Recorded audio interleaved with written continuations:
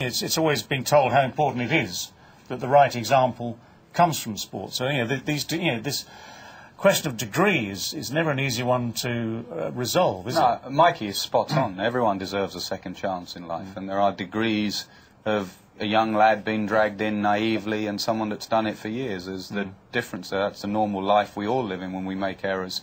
But there is a slight difference with a no ball, and I keep hearing this. It's only spot fixing. It's not match fixing. There's not degrees for me, because one leads to the other. Exactly. You're dragged in with the first one. Do you just bowl us a no ball? And you do, and then you say, no, that's enough. I don't want to fix matches. Sorry, son.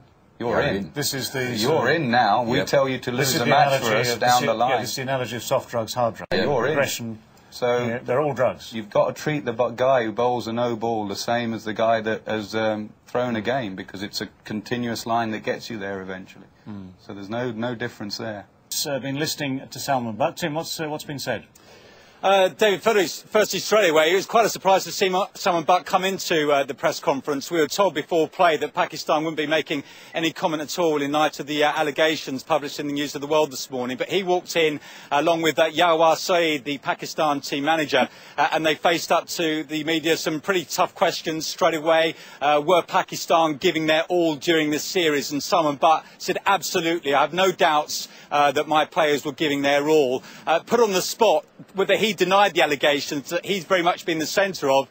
He gave that the straight back. He said, look, this is something that's being looked into at the moment. I can't comment on specific allegations against my players or against me, but I am confident that we've given our all in this series. And he's actually been pleased with the way that the players have responded to some tough times in this series too.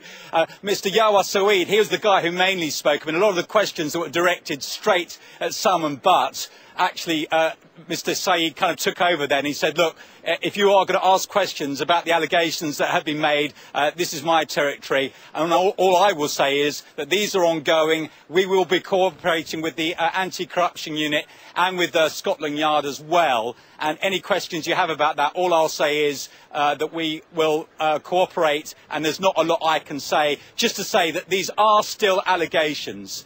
There wasn't any real sort of strenuous denials as such, but they were saying, he just said they are allegations, they're being looked into, and we will cooperate.